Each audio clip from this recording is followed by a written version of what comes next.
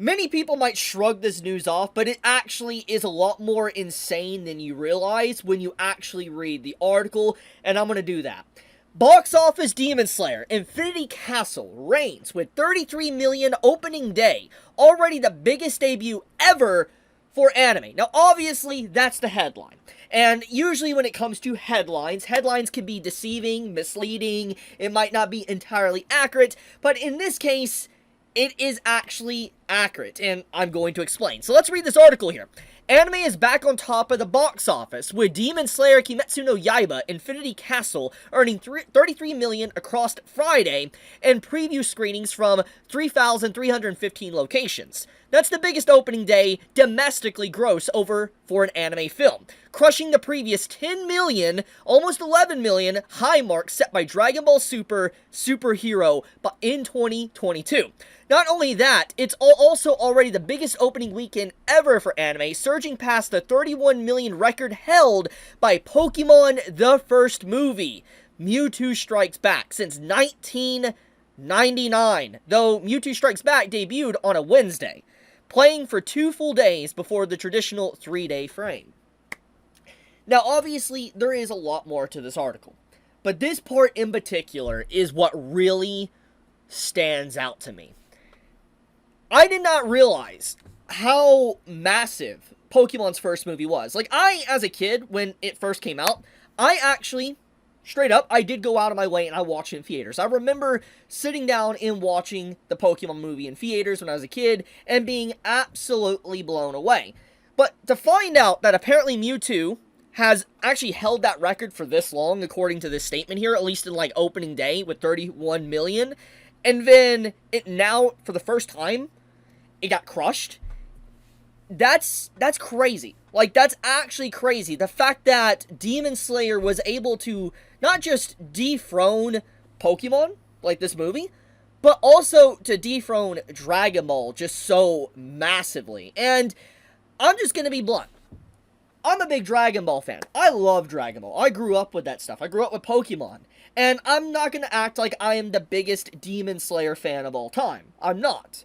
But I have always stated this, and anytime I make a video about Demon Slayer, I will give credit where credit is due. Demon Slayer is very successful, and it makes a lot of sense why it's incredibly successful. It has a wonderful team animating it and doing the art for it. It has a schedule that releases in such a way to keep interest constantly throughout the years, and because of its explosive potential it had in the early 2020s, and then it's continued this momentum over the years, its overwhelming popularity has only surged to greater heights. And obviously, if you throw in the COVID time period where everybody was now getting into anime and it exploded in the anime community, then it makes a lot of sense why it would surpass these other titles. I'm not bitter, I'm not upset that it happened, but I'm just pointing out the reason why this happened. But regardless, I am happy for Demon Slayer. It is a good thing, because I don't think it is like the best written series of all time. I'm not going to say that.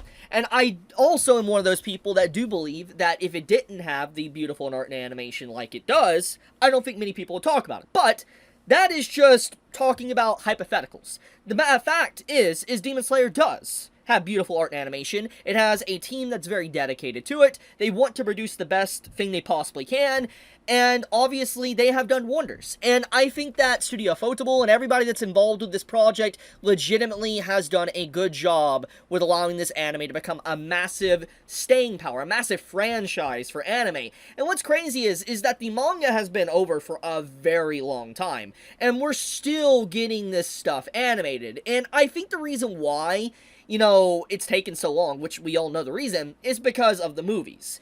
And I think that it was one of the most interesting parts of the 2020s, and also a shift with how anime is even made in the first place. Because traditionally, in the early 2000s, 90s, 80s, probably way further than that, traditionally, anime movies were a few things. You had movies that were made to be standalone, for instance, they were their own stories or whatever, for different franchises or something. Or you had, movies that were filler. They were not to be taken seriously. Like, think of, early Naruto movies, for instance. They're not really canon or anything like that.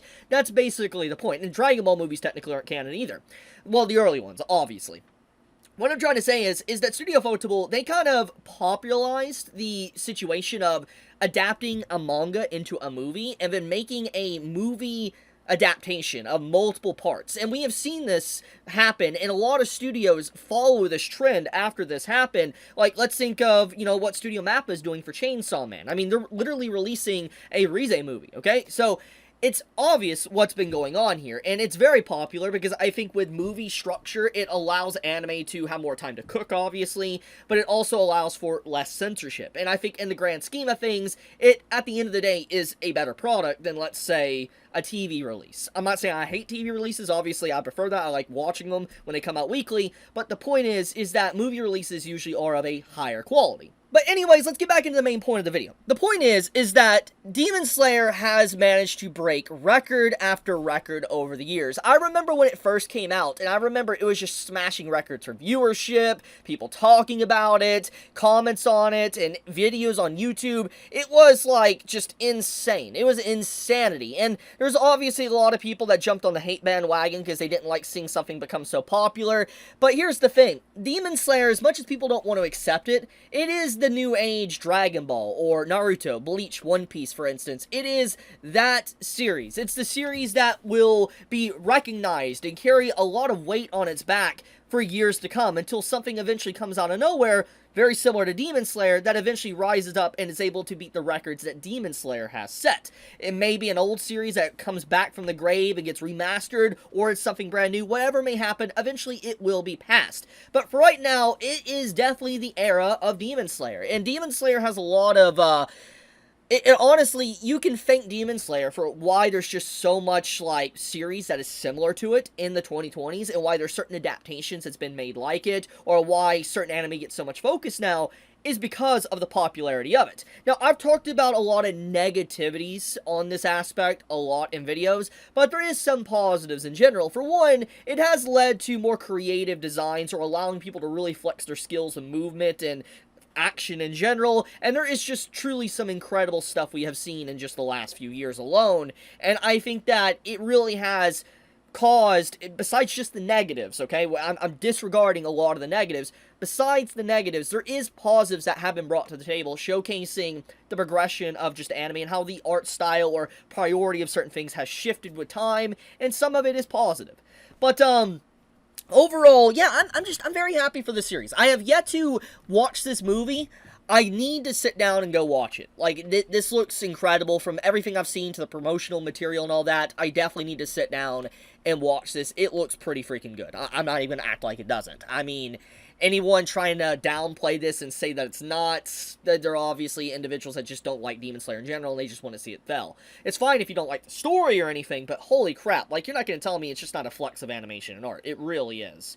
And Studio Flotable's been cooking for decades at this point for what they've done with, like, Fate, for instance, and Karno Kyokai. They've done so many good movies in the past, so it makes sense that this is like their main breadwinner. This is like their real money-making machine, and they're really doing the best they can by the way they're releasing their movies as well, in parts too. But I'll leave it at that. Just wanted to talk about this. I thought it was pretty interesting. Sorry for my yap session. If you enjoyed my content and you enjoyed this video and all that, do leave a like, please subscribe, and leave a comment for the algorithm. It does help out quite a bit. Be safe, stay healthy. Chibi out.